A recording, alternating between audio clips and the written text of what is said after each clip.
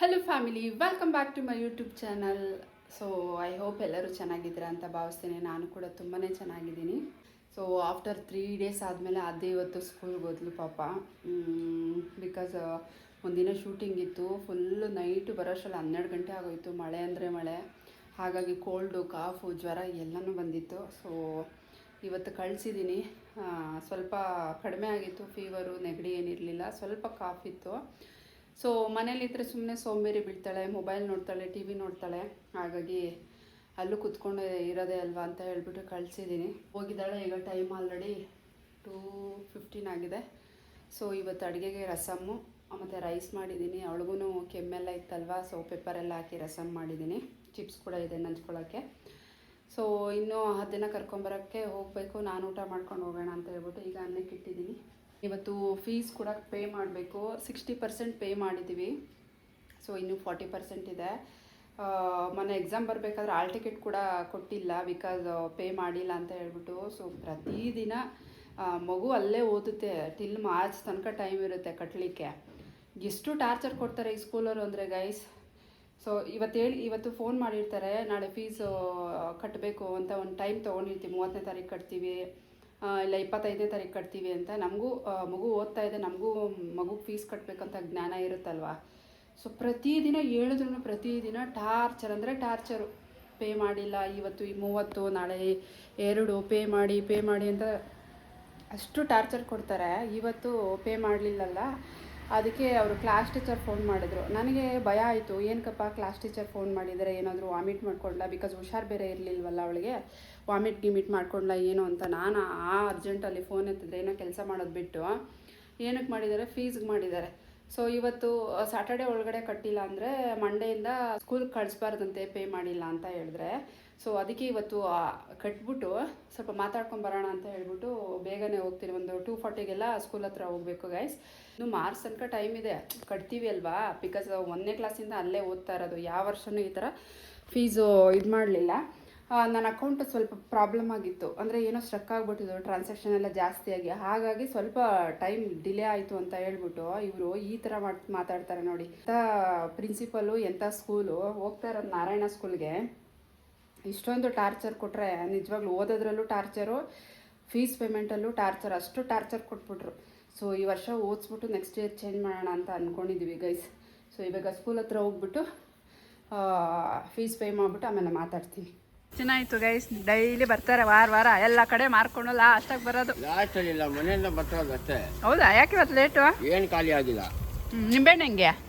10 ರೂಪಾಯಿಗೆ 3 ಕೊಡಿ ಆಂಟಿ. ಚೆನ್ನಾಗಿರೋದು ಕೊಡೋಣ, ದಪ್ಪುವ. ಇನ್ನು ಊಟ ಎಲ್ಲ ಮಾಡಿಕೊಂಡು ಕೊತ್ತಂಬರಿ ಪುದೀನ ಬಂದಿತ್ತು ಮನೆ ಹತ್ರ, ಅದನ್ನು ತೆಗ್ದಿಟ್ಬಿಟ್ಟು ಸೊ ಇವಾಗ ಸ್ಕೂಲ್ ಹತ್ರ ಬಂದೆ.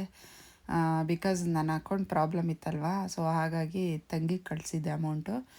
ಅದೇ ಹಾಕು ಸ್ಕೂಲ್ ಹತ್ರ ಬಂದಿದ್ದೀನಿ ಅಂತ ಹೇಳ್ಬಿಟ್ಟು ತಂಗಿಗೆ ಫೋನ್ ಮಾಡ್ತಿದ್ದೀನಿ ಈಗ. ಇನ್ನು ಸ್ಕೂಲ್ ಹತ್ರ ರೀಚ್ ಆದೆ ಒಳಗಡೆ. ಸೊ ಇದು ಎಂಟ್ರೆನ್ಸು. ಸೊ ಪೀಟಿಗೆ ಬಿಟ್ಟಿದ್ರು, ಮಕ್ಕಳೆಲ್ಲ ಹೋಗ್ತಾಯಿದ್ರು. ಇನ್ನೂ ಅಕೌಂಟ್ ಸೆಕ್ಷನ್ ಹತ್ರ ಹೋಗಿ ಏನು ಎಷ್ಟಾಯಿತು, ಎಷ್ಟು ಕಟ್ಟಬೇಕು, ಬ್ಯಾಲೆನ್ಸು ಅಂತೆಲ್ಲ ಎನ್ಕ್ವೈರಿ ಮಾಡಿಬಿಟ್ಟು ಸ್ಟೂಡೆಂಟ್ ರಿಜಿಸ್ಟರ್ ನಂಬರ್ ಕೊಟ್ಟರೆ ಅವರೆಲ್ಲ ಚೆಕ್ ಮಾಡಿಬಿಟ್ಟು ಎಷ್ಟು ಕಟ್ಟಬೇಕು ಅಂತ ಹೇಳ್ಬಿಟ್ಟು ಸೊ ಪೇ ಮಾಡಿಬಿಟ್ಟು ಬಂದೆ. ಇಲ್ಲಿ ಆನ್ಲೈನ್ ಪೇಮೆಂಟ್ ಮಾತ್ರ ಗೈಸ್, ಕ್ಯಾಶ್ ಅಂತೂ ಅಲೋ ಮಾಡೋದೇ ಇಲ್ಲ, ಅದೇ ಪ್ರಾಬ್ಲಮ್ಮು. ಈಗ ಸ್ಕೂಲ್ ಹತ್ರ ಹೋಗಿದ್ದೆ ಅಂತ ಹೇಳಿದ್ನಲ್ಲ, ಸ್ಕೂಲ್ ಹತ್ರ ಹೋಗಿ ಫೀಸ್ ಪೇ ಮಾಡಿ ಮತ್ತು ಪ್ರಿನ್ಸಿಪಲ್ ಹತ್ರ ಒಂಚೂರು ಮಾತಾಡ್ಕೊಂಡು ಬಂದೆ. ಬಿಕಾಸ್ ಅದೇ ಕ್ಲಾಸ್ ಟೀಚರು ಅದೇ ಮಂಡೆಯಿಂದ ಇವತ್ತು ಕಟ್ಟಿಲ್ಲ ಅಂದರೆ ಮಂಡೆಯಿಂದ ಸ್ಕೂಲಿಗೆ ಕಳಿಸ್ಬೇಡಿ ಅಂತ ಹೇಳಿದರು. ಸೊ ಆ ಮಾತು ನಂಗೆ ತುಂಬಾ ಹರ್ಟ್ ಆಯಿತು, ಎಷ್ಟು ಬೇಜಾರಾಯಿತು. ಆಲ್ರೆಡಿ ನಾವು 40% ಪೇ ಮಾಡಿದ್ದೀವಿ. ನಮಗೂ ಜ್ಞಾನ ಇರುತ್ತಲ್ವ ಗೈಸ್, ಮಕ್ಕಳ ಫೀಸ್ ಕಟ್ಟಬೇಕು ಅಂತ ಹೇಳ್ಬಿಟ್ಟು. 40% ಅಂತ ಹೇಳಿದ್ರೆ 42,000 ಚೇಂಜ್ ಏನೋ ಕಟ್ಬಿಟ್ಟು ಬುಕ್ಸೆಲ್ಲ ಇಸ್ಕೊಂಡು ಬಂದಿದ್ದು ಅಡ್ಮಿಷನ್ಗೆ. ಅದಾದಮೇಲೆ ಇನ್ನು 24,000 ಸಮಥಿಂಗ್ ಏನೋ ಕಟ್ಟಬೇಕಿತ್ತು 60%ಗೆ. ಅದಕ್ಕೆ ಇವರು ಸ್ಕೂಲ್ಗೆ ಕಳಿಸ್ಬೇಡಿ ಮಂಡೆಯಿಂದ ಅಂತ ಕ್ಲಾಸ್ ಟೀಚರಿಂದ ಫೋನ್ ಮಾಡಿಸಿದ್ರು. ಸರಿ ಅಂತ ಹೇಳ್ಬಿಟ್ಟು ಫೀಸ್ ಎಲ್ಲ ಕಟ್ಟಿದ್ದಾದ್ಮೇಲೆ ಪ್ರಿನ್ಸಿಪಲ್ ಹತ್ರ ಮಾತಾಡೋಣ ಇದ್ರ ಬಗ್ಗೆ ಅಂತ ಹೇಳ್ಬಿಟ್ಟು ಹೋದೆ ಪ್ರಿನ್ಸಿಪಲ್ ಸೆಕ್ಷನ್ಗೆ. ಹೋಗಿದ್ದಾದ್ಮೇಲೆ ಅದೇ ಕೇಳಿದೆ, ಈ ಥರ ಹೇಳಿದಾರಲ್ವ ಮ್ಯಾಮ್ ಕ್ಲಾಸ್ ಟೀಚರ್ ಅಂತ. ಅವ್ರು ಪಿ ಎ ಇರ್ತಾರಲ್ವ, ಪ್ರಿನ್ಸಿಪಲ್ ಪಿ ಎ, ಅವ್ರಿಗೆ ಹೇಳ್ಬಿಟ್ಟು ಇವ್ರು ಕ್ಲಾಸ್ ಟೀಚರ್ ಯಾರು ಅಂತ ಹೇಳ್ಬಿಟ್ಟು ಕರೆಸ್ಬಿಟ್ಟು ಅವ್ರ ಹತ್ರನೂ ಮಾತಾಡಿದ್ರು, ಈ ಥರ ಹೇಳಿದ್ದೀರಾ ಅಂತ ಹೇಳ್ಬಿಟ್ಟು. ಅದಕ್ಕೆ ಅವ್ರು ಹೇಳ್ತಾರೆ, ಇವ್ರು ಕ್ಲಾಸ್ ಟೀಚರ್ ಹೇಳ್ತಾರೆ. ಸೊ ವಾಯ್ಸ್ ಪ್ರಿನ್ಸಿಪಲ್ ಮ್ಯಾಮು ಈ ಥರ ನಮಗೆ ಹೇಳಕ್ಕೆ ಹೇಳಿದ್ರು.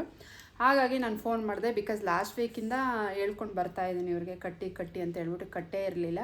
ಸೊ ಹಾಗಾಗಿ ವಾಯ್ಸ್ ಪ್ರಿನ್ಸಿಪಲ್ಲು ಈ ಥರ ಹೇಳು ಅಂತ ಹೇಳ್ಬಿಟ್ಟು ಹೇಳಿದ್ರು ಮ್ಯಾಮ್. ಹಾಗಾಗಿ ನಾನು ಹೇಳಿದೆ ಅಷ್ಟೇ ಅಂತ ಹೇಳಿದ್ರು.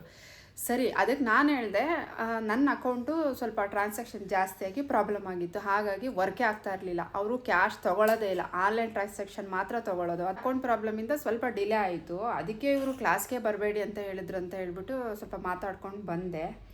ಬರಬೇಕಾದ್ರೆ ಫುಲ್ಲು ಮಳೆ ಅಂದರೆ ಮಳೆ. ಸೊ ಪಾಪ ಆದ್ಯನ ಸ್ವಲ್ಪ ನೆಂದೋದ್ಲು, ಕರ್ಕೊಂಡು ಈಗ ಊಟ ಹಾಕ್ಕೊಟ್ಟಿದ್ದೆ. ಫಸ್ಟ್ ಟೈಮ್ ನಾನೇ ಊಟ ತಿಂತೀನಿ ಹಾಕ್ಕೊಡಿ ಅಂತ ಹೇಳಿಲ್ಲ, ಹಾಗಾಗಿ ಹಾಕ್ಕೊಟ್ಟಿದ್ದೆ, ತಿಂತಾ ಇದ್ದಾಳೆ. ನೋಡಿ ಗೈಸ್, ನನ್ನ ಫ್ರೆಂಡ್ ಕೊಟ್ಟಿರೋ ಫ್ರೆಂಡ್ಶಿಪ್ ಬ್ಯಾಂಡ್. ಸೊ 3 days ಆದ್ಯ 3 days ಸ್ಕೂಲಿಗೆ ಹೋಗಿರಲಿಲ್ಲ ಅಲ್ವಾ, ಸಂಡೇ ಫ್ರೆಂಡ್ಶಿಪ್ ಡೇ ಇತ್ತು. ಸೊ ಹಾಗಾಗಿ ಅವ್ಳ ಫ್ರೆಂಡ್ಸ್ ಹಾಗೆ ಇಟ್ಕೊಂಡಿದ್ರಂತೆ ಇವಳಿಗೋಸ್ಕರ ಫ್ರೆಂಡ್ಶಿಪ್ ಬ್ಯಾಂಡ್ನ. ಇವತ್ತು ಹೋಗಿದ್ಲು, ಸೊ ಹಾಗಾಗಿ ಕೊಟ್ಟು ಹಾಕಿ ಕಳಿಸಿದ್ದಾರೆ ಫ್ರೆಂಡ್ಶಿಪ್ ಬ್ಯಾಂಡ್.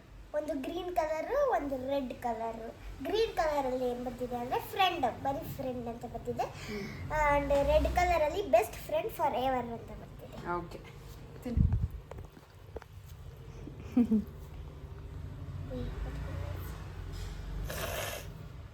ಕೋಲ್ಡ್ ಇನ್ನೂ ವಾಸಿ ಆಗಿಲ್ಲ. ಕಾಫಿ ಆಗಿತ್ತು ರಾಜಮ್ಮ? ಪರವಾಗಿಲ್ಲ. ಆಮೇಲೆ ನನ್ನ ಮ್ಯಾಮ್ಗೆ ಇವರು ಕ್ಲಾಸ್ ಟೀಚರ್ಗೆ ಇನ್ಫಾರ್ಮ್ ಮಾಡಿದ್ದೀನಿ, 2 days ಶೂಟಿಂಗ್ ಇದೆ, ಒಂದು ದಿನ ಹುಷಾರಿಲ್ಲ ಬರಲ್ಲ ಅಂತ ಮೆಸೇಜು ಕೂಡ ಹಾಕಿದ್ದೀನಿ.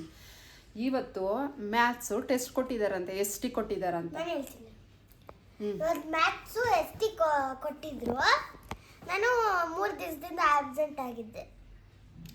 ಇವಾಗ ನಾನು ಮ್ಯಾಮ್ಗೆ ಹೋಗಿ ಕೇಳಿದೆ, ma'am I was absent ma'am, how can I write the ST ಅಂತ.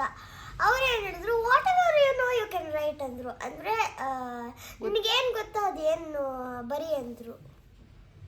ನೋಡಿ ಗೈಸ್, ಹಂಗೆ ಹೇಳಿದ್ದಾರೆ ಗೈಸ್, ಏನು ಗೊತ್ತೋ ಹಂಗೆ ಬರೀರಿ ಅಂತ. ಮಾರ್ಕ್ಸ್ ಕಡಿಮೆ ಇವಳಿಗೆ ತಾನೇ ಬರುತ್ತೆ, ಅವ್ರಿಗೆ ಬರುತ್ತೆ. So without informing, without teaching, how she will give to write test ಹೇಳಿ. ಆಲ್ರೆಡಿ ಇನ್ಫಾರ್ಮ್ ಮಾಡಿದ್ದೀನಿ, ಅವಳು ಶೂಟಿಂಗ್ ಇದ್ದರೆ ಮಾತ್ರ ರಜಾ ಹಾಕೋದು, ಸುಮ್ಮನೆ ರಜಾ ಹಾಕಲ್ಲ. ಏನೇ ಇದ್ರೂ ನೆಕ್ಸ್ಟ್ ಡೇ ಟೆಸ್ಟು ಆ ಥರ ಏನೇ ಇದ್ದರೂ ಪ್ಲೀಸ್ ಇನ್ಫಾರ್ಮ್ ಮಾಡಿ, ಮೆಸೇಜ್ ಮಾಡಿ. ಅಂದರೆ ನೆವರ್ ದುಡ್ಡು ಮಾತ್ರ ಕಟ್ಟಬೇಕು. ಈ ಥರ ಕೇರ್ಲೆಸ್ ಮಾಡ್ತಾರೆ ಗೈಸ್. ಈ ವರ್ಷ ಲಾಸ್ಟ್ ಈ ಸ್ಕೂಲು. ನಮ್ಮಮ್ಮ ವಾಟ್ಸ್ ಇಲ್ಲ ಏನಿಲ್ಲ, ಅದು ಹೆಂಗೆ ಬರ್ಸ್ತಾರ ಏನು ನೋಡಿ ಗೈಸ್. ಇವಾಗ ಆಮೇಲೆ ಹೇಳ್ತವ್ರು, ವಾಸ್ ಆಬ್ಸೆಂಟ್ ನೋಡಿ ಯಾರ್. ನಾನು ಕೇಳಾದ್ಮೇಲೆ ಹೇಳ್ತವ್ರೆ, ವಾಸ್ ಆಬ್ಸೆಂಟ್ ನೋಡಿ ಯಾರ್, sorry dear, what you know you can write ಅಂದ್ರು. ಆಮೇಲೆ ಇವಾಗ ಅದೇ ಹೇಳಿದ್ಲಲ್ವ ಮನೆಗೆ ಬಂದು. ಸೊ ಹಾಗಾಗಿ ಮೆಸೇಜ್ ಹಾಕ್ದೆ, ಮ್ಯಾಮ್ ಟೆಸ್ಟ್ ಕೊಟ್ಟಿದ್ರೆ ಅವಳು ಬಂದಿಲ್ಲ ಏನಿಲ್ಲ ಅಂದರೆ, ಸೊ ನಾಳೆ ಟೀಚ್ ಮಾಡ್ತೀನಿ ಬಿಡಿ ಅಂತ ಇವಾಗ ಮೆಸೇಜ್ ಹಾಕಿದ್ದಾರೆ. ಟೀಚ್ ಮಾಡಿ ಕೊಟ್ಟಿದ್ದಾಯಿತು, ಎಲ್ಲ ಆಯಿತು, ಇವಾಗ ಟೀಚ್ ಮಾಡಿ ಏನು ಪ್ರಯೋಜನ? ನಾಳೆ ಟೀಚ್ ಮಾಡಿ ನಾಳೆ ಕೊಟ್ಟಿದ್ರೆ ಓಕೆ, ಬರಿತಾ ಇದ್ಲು.